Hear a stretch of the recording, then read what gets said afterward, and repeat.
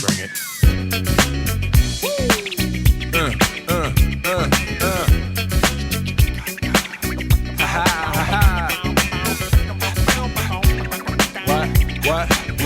What?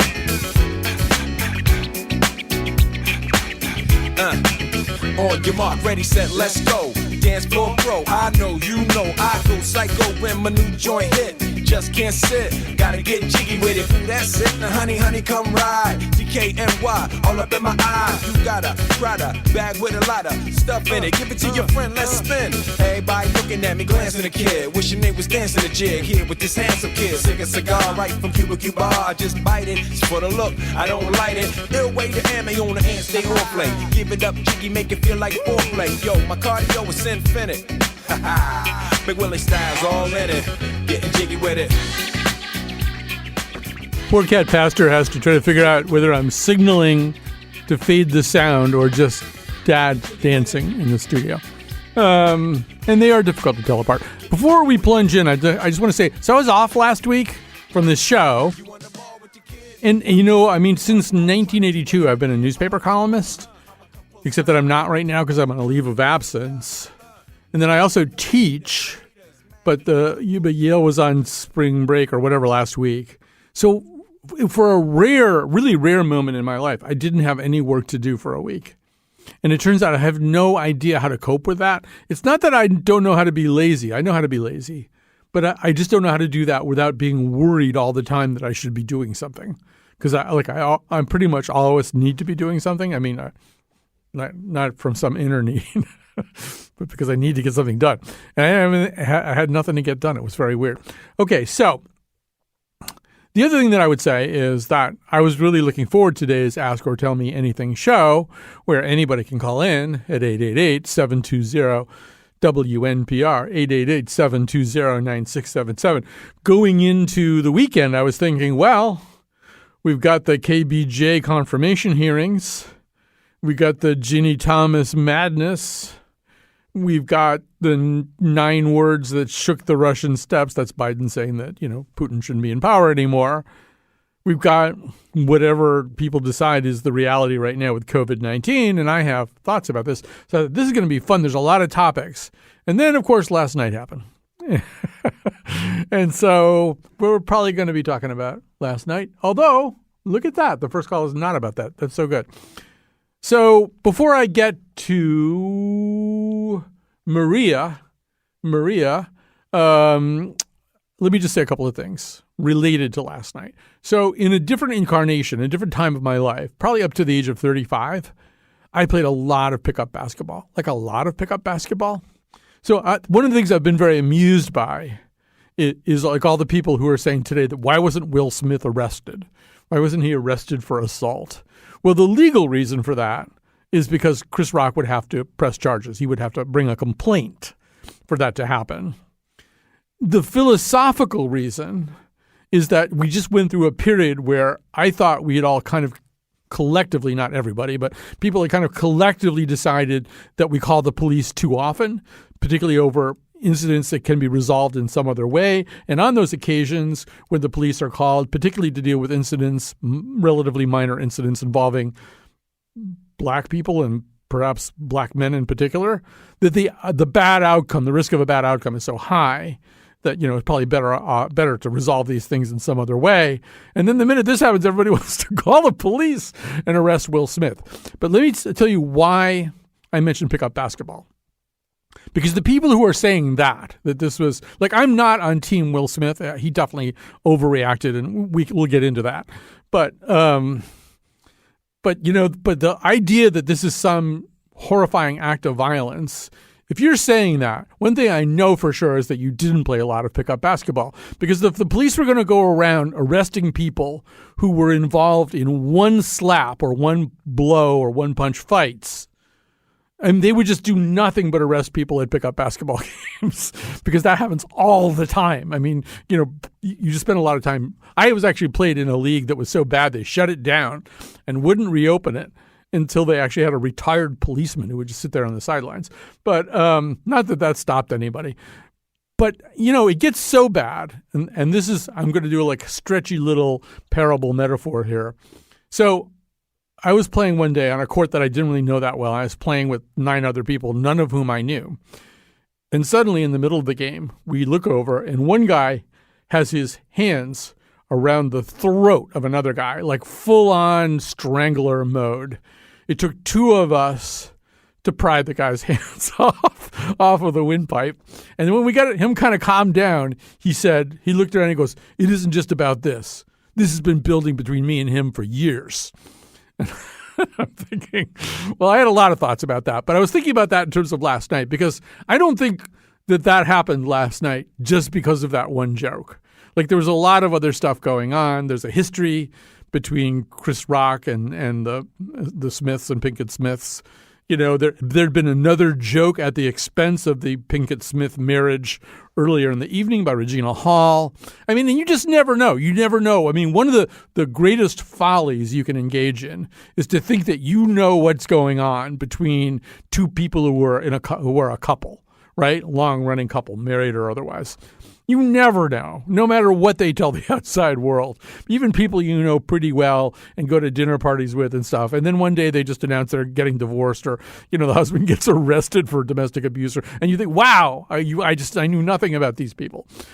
And if that's true, then you know nothing about the Smiths and you don't know what's going on with them. And, you know, nonetheless, there are things to say about that. And there's other things to say about last night's Oscars, too. And I think it's sort of too bad that we probably won't talk very much today about Coda, although it was a very, very interesting choice for Best Picture, and one that touches me in a certain way. Those of you who've been listening to this show for a long time know that for, I think, a couple of years, maybe, I don't really know, I'm going to say a couple of years, we did something called Radio for the Deaf, where we attempted to create a radio show that was absorbable by the deaf population. It ultimately kind of ran out of gas, but for this, it's very close to my heart for that and other reasons. So anyway, maybe we're not going to talk about Will Smith and Chris Rock at all, and that's fine too, although I have a few more things I want to say about it. So 888-720-WNPR, 888-720-9677. But I'm very grateful that the first thing we're going to talk about is not going to be Chris Rock or the Oscars or anything, or Will Smith or anything like that, but in fact about poetry. Here is Maria, or possibly Mariah, in Middletown. Hi. Hi. So before we get to the thing I called about poetry, yeah, can I say a couple of things about what you just said? You certainly just may. Quickly. You certainly may. So about the Smiths and Chris Rock, and not how we don't know anything. Mm-hmm. That reminds me of an Italian saying of my mother's, which translated goes, "It's the spoon that knows what's in the pot." Ooh. I like that. I like it a lot. Great. Yeah. And the other thing is, watching St. Peter's play basketball, I was thinking all the time about how smart you must have felt having on the president of that college. We are attempting to feel smart. There's a little bit of background information which I have no intention of sharing with you that would make us look somewhat less smart. But the reality is, before the tournament started, before St. Peter's had played any games in the tournament, you are correct. We had the president of St. Peter's College on to talk about his team. And then I got very addicted to the team, too. I mean, yesterday obviously was sort of an Icarus moment where they came crashing down to earth. But prior to that, I mean, it was hard not to just love this team. They were so much fun. Absolutely. Well, now to poetry. Yes. So pose your question. I teach freshman composition. Actually, now you're not allowed to say freshman. It's first year composition. And I'm in need of help finding a rather contemporary poem, one that hasn't been analyzed a lot, because I'm going to assign it to my students, and I don't want them to plagiarize. So I'm told by your producers that you actually do read poetry. I do. And may have thoughts here. Can you suggest a poem or two that I can assign these kiddos? Okay, so I'll give you 2. So one of them, you made me think of one of them when you said the thing about the spoon, the Italian proverb about the spoon. So here's a poem by the poet Charles Simic. That's Simic. I may not even be saying his name right. I think it might be Hungarian, maybe? Yeah, it might be some other way. Yeah, so it's called Fork, and it goes like this. This strange thing must have crept right out of hell. It resembles a bird's foot worn around the cannibal's neck. As you hold it in your hand, as you stab it into a piece of meat, it is possible to imagine the rest of the bird, its head, which, like your fist, is large, bald, beakless, and blind. So that's like a nice poem just because you just said spoon. That's so I had to do Fork. But Charles Simic is an interesting person I think your students could relate to. I sort of think that, if I were, and I'm not going to specifically pick a poem, I don't think, but so the poet, and I always do say this name wrong. I think you say her name Louise Glueck. It's Glueck. Glueck. And I think she's won a major award recently, like a Pulitzer or something like that. I think her poems are very approachable. The collection I like a lot, I believe, now I'm working off the top of my head here, but I believe it's called Meadowlands. And it's has a series, and this is now 25 years old, but it has a bunch of poems that are connected to the Odyssey. And one of them, I think, is called Telemachus's Lament or Telemachus's something. And it's a very short poem, but it's about how he says when he thinks about his parents. Because I'll paraphrase it, but it's something like, when I used to think about my parents, I used to think very sad. Now I think very sad, also crazy, also very funny. And so I don't know. There's a lot of stuff in that Louise does that I think is sort of workable too. So off the top of my head, those are two ideas that we may get other suggestions as the show goes along too. Awesome. I will be listening. I appreciate this so much. And I'm going to play this clip for the students so that they can feel famous. That's right. Yes, absolutely. What's the name of the school? Let's shout them out here. It's the University of Hartford's Hillier College. Oh, yeah, I know the University of Hartford's Hillier College. And what's the name of the course that we're shouting out right now? It's first year or something. English, Comp and Literature. All right. So get out there and do it, you guys. Get out there and do whatever it is that Maria is telling you to do. And you know what you guys are? You guys are the St. Peter's University of poetry right now. That's how this class at Hillier should think of themselves. Think of yourselves as the St. Peter's basketball team, but of poetry, and then overachieve. All right, that's my pep talk. Oh, but that didn't end well. Well, no, it did. Look, to get to the Elite Eight, that's pretty good. That's pretty good when you're the 15th seed, These kids are not going to win the Pulitzer this year, but, maybe they'll get to the Elite Eight of poetry analysis. All right, I really have to go now. You are charming and fascinating, but I suppose I have to sort of now deliver on the promise that we will talk about these things. So here is Joanne from Canton. Hi, you're on the air. Hi, Colin. Hi. Can you hear me? I can hear you just fine. Okay, all right. So I wanted to share something. I was shocked and horrified at Will Smith's over-the-top reaction last night.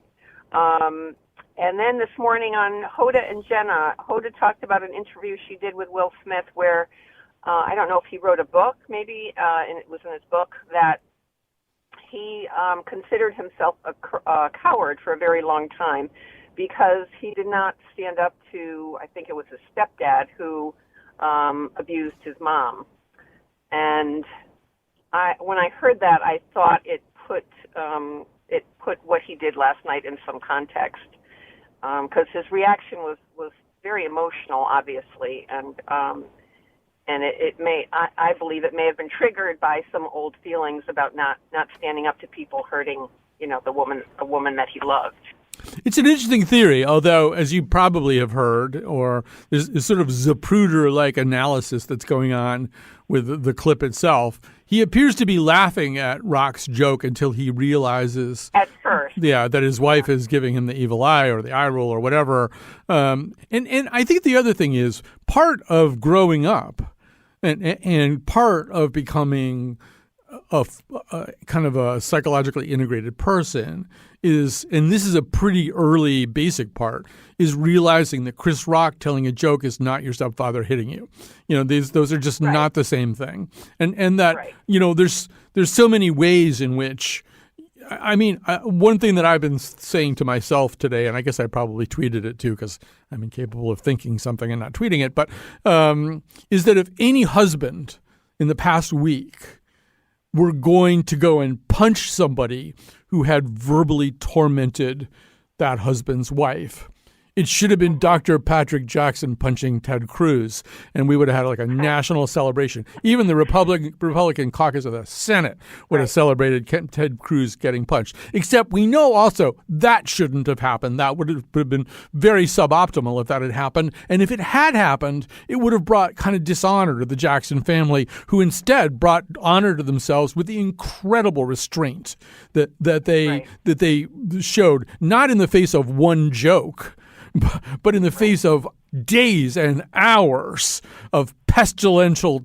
verbal tormenting and baiting of this very distinguished judge. So if she can keep it together, and never really do much more than heave a sigh now and then Will Smith ought to be able to not punch Chris Rock over one joke. I wasn't excusing his behavior. I just thought it gave me a little understanding of what appeared to be a really, really over-the-top strange reaction. Yeah.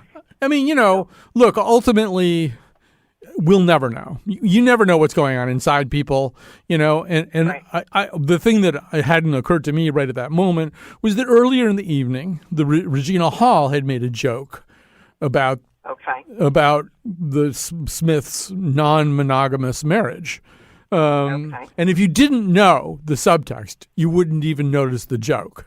But they noticed it, and supposedly Jada laughed and Will looked uncomfortable. But that's an example of, you don't know what kind of tension is building up at that little table where they're sitting. Right. It probably isn't just about a bald-headed joke. It's probably more than that. But the other thing that I would say about this is that ultimately the thing that bothers me, or that I'm still kind of chewing on, is this notion that men should protect women from jokes. I get that men should protect women from muggers and assailants, but I think we've reached a point where we think women can protect themselves from jokes. Women know what to say. They know how to handle a situation like that. The idea that they need some man to go lumbering up there and slug somebody, that seems to me like 30 or 40 years out of date. And that, the response to a joke probably should be another joke, or that's not funny. But this idea, and then Smith, he kind of doubled down on it when he gave his acceptance speech. He started talking about all these women he had protected on the set of King Richard. He protected this actor and that, all these women in the cast that he'd protected. And I'm thinking, well, now you're using those women as props. You're suggesting somehow or other that they benefited similarly from your kind of alpha male thing that you just did. I just thought the whole thing, it's just so unfortunate because he really did give a good performance. Yeah. And this was his night. It was going to be his night. Right. And it's not. And Jada Pinkett Smith is no shrinking violet. She could have responded in some way as well. I wrote a joke for her to say right away, but I couldn't text it to her in time. She was getting so many texts from Ginny Thomas that I couldn't get through. All right. Listen, thanks so much for your call, Joanne.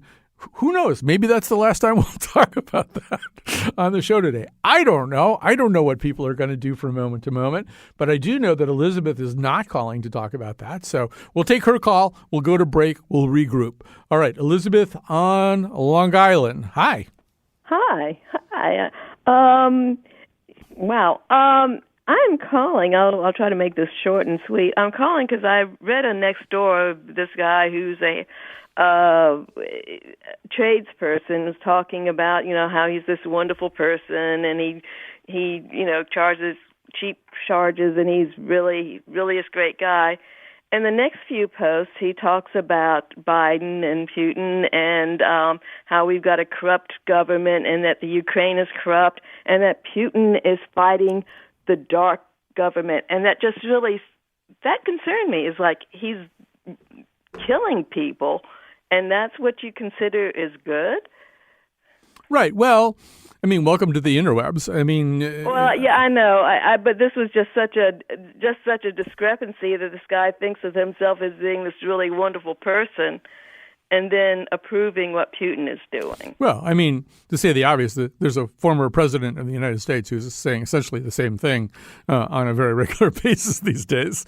I think there's going to be that. There is going to be that idea. And it's a relatively small group of people who are going to entertain that idea. There are more complex and layered ways to talk about all this, that aren't quite as simplistic as the way people tend to talk about it. I mean, including the fact that, we need to examine our own eyes for beams before we run around looking for motes in other eyes. And I specifically think of the invasion of Iraq, which we did with essentially no legitimate provocation, caused insane amounts of deaths and damage, fully destabilized that part of the world to an extent that... Oh, you're preaching to the choir. Yeah, no, I was against the war to Iraq. I knew it was a sham from the beginning, and I was extremely upset with it.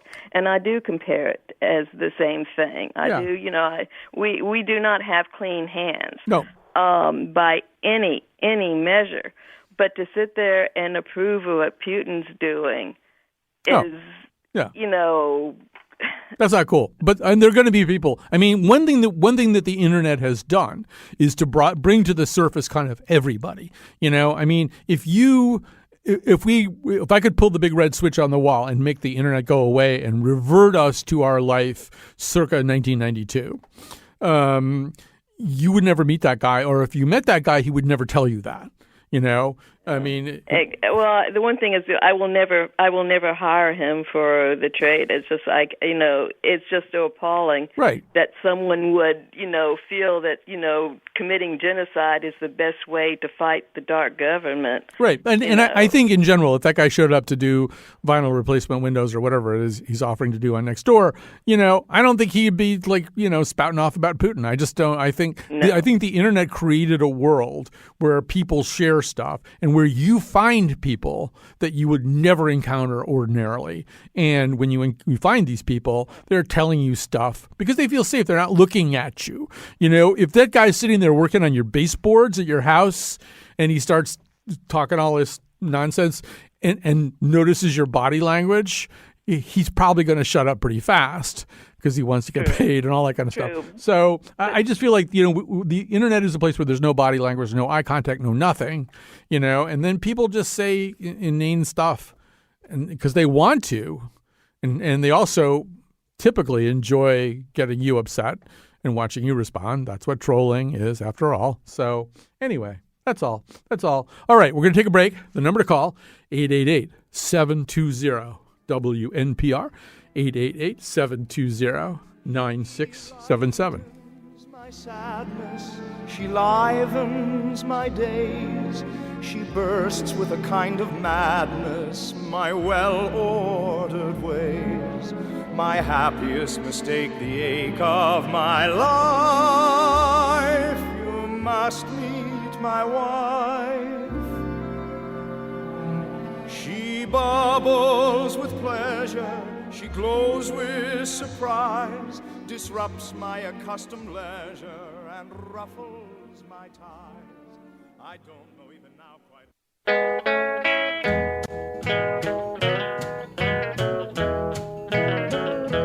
There's a land where little children cannot play, and the people have forgotten how to pray. It's a land where faith and friendship should be tried, but an iron curtain keeps the Lord outside. They lock God outside the iron curtain. On old Satan they have placed a kingly crown, but this evil nation will never find All right. You know who I heard sing this song over the weekend? It's the reason I get to pick out, when we do these all-call shows, I get to pick out the music we use. And so I heard Margaret Atwood sing.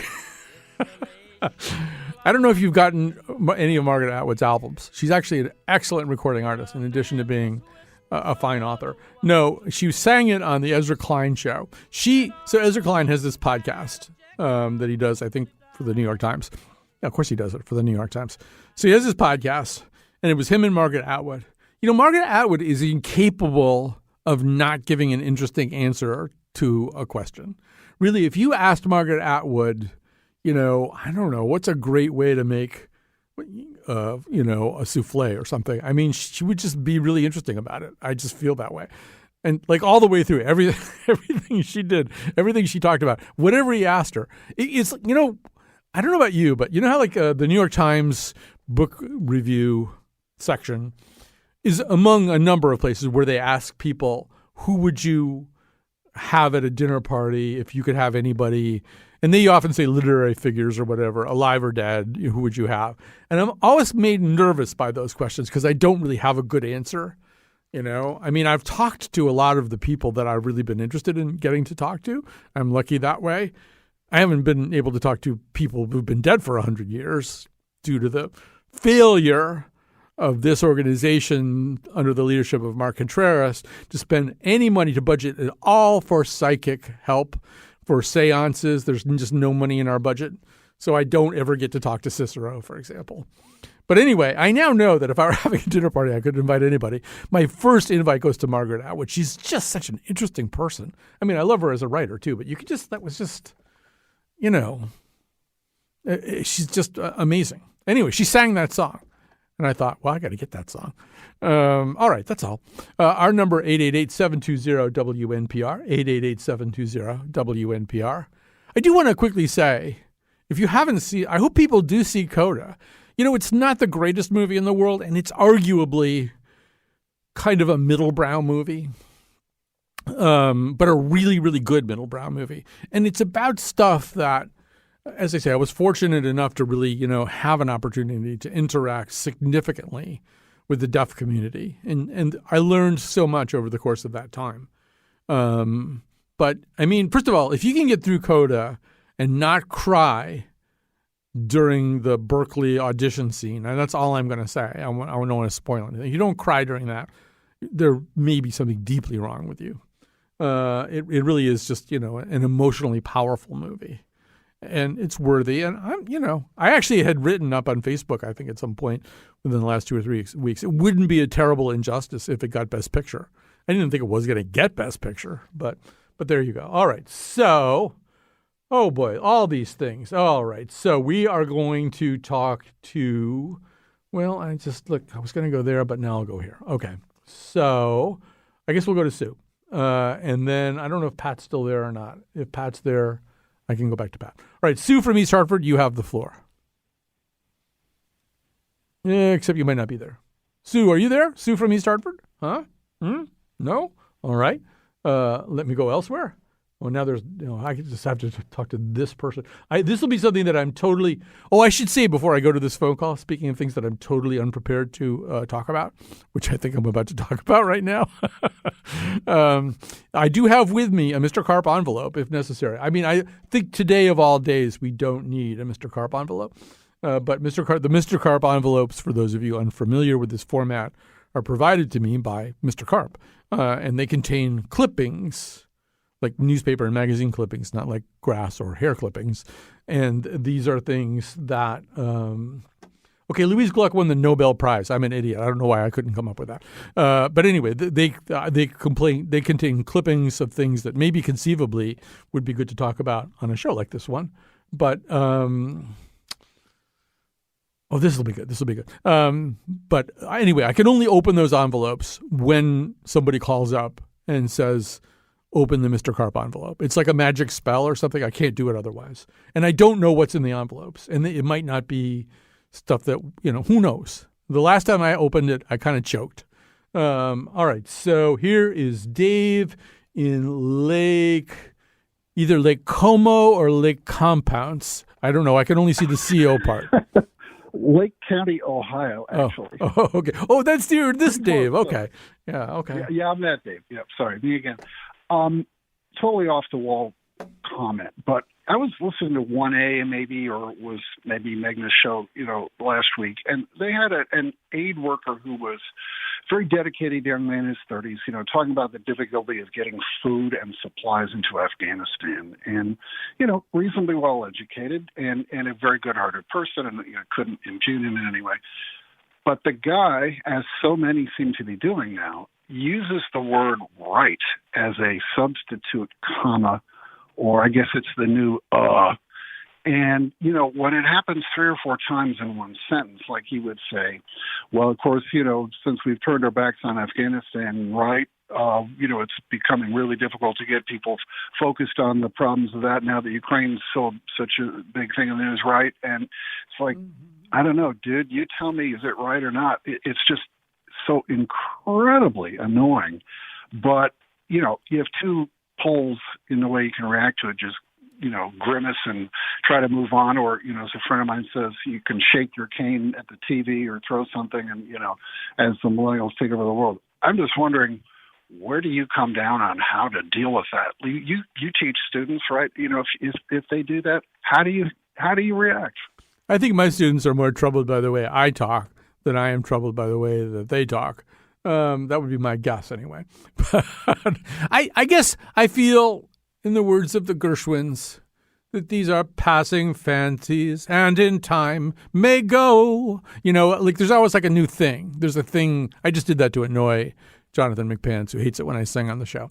So I feel like these things happen. And, for example, when I first started in public radio, there were a lot of people upset about the way the word so had come to be this kind of universal, brutal. Yeah, among them, yes. First word of every sentence, and either it's diminished or people habituated to it or whatever. But it was a national crisis practically when I first started this, and people would call up and complain about it, and they would complain if I did it, and then whatever, it just either becomes background noise, or people start doing it less, or whatever. But these are disfluencies and tics, and if I were a John McWhorter or somebody, I would know exactly what to call them. They're kind of spacing devices. I mean, and I would say that the use of right, which I haven't really noticed the way you have, but the use of right as a spacing device is also a way of saying you're following me, or we haven't diverged at a fork on the road and gone off in different directions. I mean, who had a thing like that, and I'm sure he still does have a thing like this, is Barack Obama. And his thing was look. Anytime he really wanted you to sort of absorb the common sense of what he was saying, he would say, look, blah, blah, blah, blah, blah. Oh, yeah, John Kasich does that. A bunch of people do that, and that's annoying too. But, who these days actually thinks out a sentence and actually says it without the need for a spacing device? Not that many people. Yeah, you might be right. I think, I don't know, if I had to really pull together a totally unsubstantiated guess about this, I would also say that one of the changes that's happened in life is that because of texting, because of emailing, because of social media, people don't talk as much. They don't talk to one another, talk to one another as much. And they may be, therefore, a little less. To me, the thing that you're describing, the use of right, sounds like a product of insecurity. I'm talking, and I'm saying something, and then I go right because of blah, blah, blah, blah, blah, blah. So it's like, am I making sense to you? Am I, are we connecting verbally right now? And it might be an outgrowth of Generation Z and millennial generations who just don't talk back and forth that much, and maybe have to take the extra effort to make sure, are we on the same page? Are you still listening to me? You're not looking at your phone while I'm talking right now, are you? And it may be like all of that stuff just coming out. But the one thing I can guarantee you is it won't last forever, and if it does, you'll stop noticing it. Anyway, it's great to talk to you. And the thing that'll come after will be more annoying, but there we go. Yes, absolutely. That is guaranteed. It's always great to talk to you. You're a wonderful caller, Dave. Thanks for calling in. Okay, Sue thinks that we're intentionally disconnecting her. That's absolutely not true. We're dying to know what Sue has to say. Hi, Sue. You're on the air. Hi there. It just was so weird. I got disconnected twice, and it's like, you don't want to hear me. I didn't think you were like that. So anyway, what I really want to say is that part of what Will Smith said was a direct apology to everyone there and the Academy itself, and all of his wording, everything he said, with the tears coming down his face, I knew because of my own life, this is a person who has been working hard on himself, trying to be better. And he even said he's trying to be a loving person. And it is extremely difficult in the minute of your rage to be able to turn around and in one way or another say, I was wrong, and apologize. That is a strength of character that is amazing. Right there in front of the entire world. I was just so impressed with him for having the strength of character to do that. And that's all I really wanted to say. Yeah, I mean, as you could probably tell, I don't agree with that. I mean, I'm not all for condemning Will Smith or anything, but it seems to me that he didn't come across last night overall as a person who's doing a lot of work on yourself. If you've been doing a lot of work on yourself, you don't walk up on stage in front of millions of people all over the globe and punch somebody over a joke. I mean, that is not something you do if you've been working on yourself. He would be in the lowest 10th percentile of people who are not successfully working on themselves, because most people don't do that. Working on yourself takes time. Yeah. And he was overcome by the moment. I suspect alcohol. And so he didn't control himself in the moment. But he's far enough along in his progress as a human being to be able to make that kind of an apology in front of the world.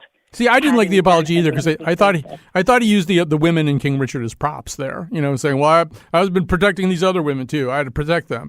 Well, who'd you have to protect them from? The most dangerous person in the room, as far as anybody can tell, is you. Nobody else in this whole room full of people goes around hitting people. So, who are you protecting? I are black, so we don't know what he might have been protecting them from. True, that's true. Okay. But I mean, let them say that. Let them come forward and say, he was a wonderful influence on the set, and anytime I felt like, things were bearing down on me. Don't announce to the world that you've been protecting somebody who is, how did he describe the woman who played his wife, that she was courageous and delicate or something, or delicate was the second word he used. And I'm thinking, don't say she's delicate and you were protecting her. Let her say that if anybody's going to say it. But for you to claim it is like claiming you're a hero, at a moment where... The way I read it was that he was describing his mindset as the protector of these women, and not so much that he was, but that's where his mindset is. Yeah, well, it's a bad mindset. I mean, look, he wrecked the evening for himself more than anyone else. He wrecked the evening. And he wrecked it, I'm sure, for Jada Pinkett Smith and a whole bunch of other people too. And so I don't think we should be condemning Will Smith like he's Vladimir Putin or something like that. It was ultimately, if it had happened anywhere else in front of an international audience, it would be an incredibly minor incident.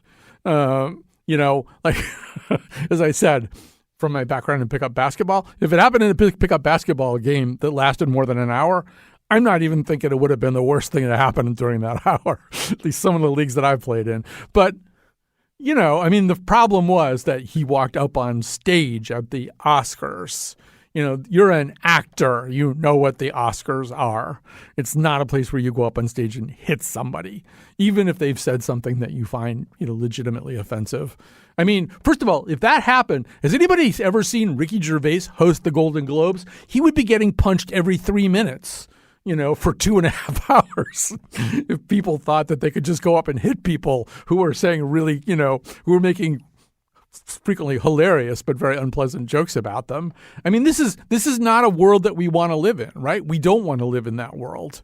We don't want to live in a world where people go running up on stage and hitting people just because they didn't like what got said. I mean, obviously, Dr. Patrick Jackson was in no danger of hitting any U.S. senator. But, I mean, that's good, right? It's good that people know enough not to do stuff like that. Do you want to live in that world? All right, so we will take somebody else. Should I just take Brian right now? I feel like maybe I should. All right, there's two of them. All right, I'm going to start with Laura in Madison, and then... all right, here's Laura in Madison. Hi, you're on the air. Hi, how are you? I'm I have good. just a quick comment calling about somebody who recently just called in about somebody's way of speaking and use of the word right. Right. That was Dave. That was Dave in Lake Como, Ohio. Okay. So my point is that he is clearly not very self-aware because he used that term himself in the very short time that he was on the radio with you, in addition to saying, multiple times. So I think that it just really surprises me when somebody is so happy to point the finger at somebody else without realizing that there are like three fingers pointing back at himself. Well, it is. That's all. That's all. Okay, that's fine. Yeah, I mean, that's cool. I do feel as though we all do that, right? I just did it. Did I just do that? Was that an illegal use of the word right if it's at the end of a sentence? I thought like the Dave proscribed version of it is in the middle of a sentence. But we all do these things, and we all have these verbal tics. I remember this one woman wrote to me. She said that her kids would sit in the car while she was listening to my show, and that I have a little bit of a habit. I think I do it less so these days, but I have a little bit of a habit of saying to a guest, tell us more about that, or tell us a little something about that. Tell us a little about that. I don't know what it is. It's something like that I say. And that our kids would scream with laughter when I would do that. And I wrote back, I said, are you asking, it wasn't clear to me what you were asking. Are you asking me whether you should hit your kids? Because I think, like a very light, what the Maliazzi brothers used to call a dope tap, a dope smack, something like that on the top of the head. That'll probably be a good idea. Get them to stop doing that. All right, we're going to take one more call about right, because that's the beauty of Ask or Tell Me Anything, is that I can think I know what the topics are going to be, but I don't. So here's Brian in Mystic, and then we absolutely have to go to break. We're already screwed. Hi, Brian. You're on the air. Hi, Colin. How you doing? Fine. The whole conversation about right and I think you're giving too much volition to the speaker because they are all verbal tics. And it takes a lot of different forms. Okay is one. I had cousins who used to say per se all the time, not knowing what it meant or when it was appropriate, but it was just what they would say. So I think you had it right when you said it was a verbal tic. Well, it is. I mean, but people have verbal tics. We all do. There's no getting away from it. And like, I don't know. Remember the apparently kid? There was a little kid who was interviewed by local TV on some kind of fairgrounds. And he was the cutest little kid in the world. He was really dorky and weird, but he began every sentence with apparently. And I think he wound up getting flown out to be on the Today Show or something so he could even do that some more. All right, we have to take a break right now. We will be back, but not for very long because I screwed up the clock.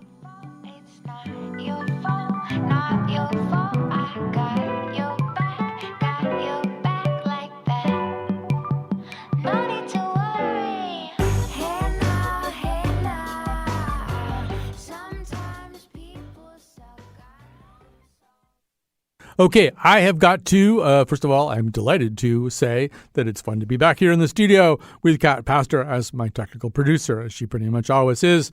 Jonathan McPants is up here. He is taking all the calls and stuff like that. And I guess can I promote forward to this? I think we're doing this. I'm pretty sure we're doing this. So as you know, when this whole Will Smith thing happened, we thought, it's too bad we're not doing the Nose, which is a cultural roundtable on Fridays where we do talk about things like this quite a bit. And so what we've decided to do today for podcast listeners only, this will not be available on the air, but like right after this show, I'm going to record a special emergency first responder Nose episode. It'll be about 20, at the most 25 minutes long. And we are going to talk about this whole Chris Rock, Will Smith thing. I'm going to let other panelists talk about it instead of going on the way I just have. And that should be up in our podcast feed by late afternoon, early evening, something like that. And I think we are going to have Jacques Lamar, Sean Murray, and Vivian Nabetta on to do that with us. All right. So Lead Paint John in Middletown. I swear to God I'm going to get to you. But let me just, since we're on a little thread about it, let's take Elizabeth from Roxbury first and then John from Middletown. Hi, Elizabeth. Hi, Colin. Thanks for taking my call. I've been meaning to call you in the past because I think people say, I mean, now. They start off, I mean, before they even had said anything that would say have anything to do with I mean. I think that replaced yeah, no as kind of a way to start.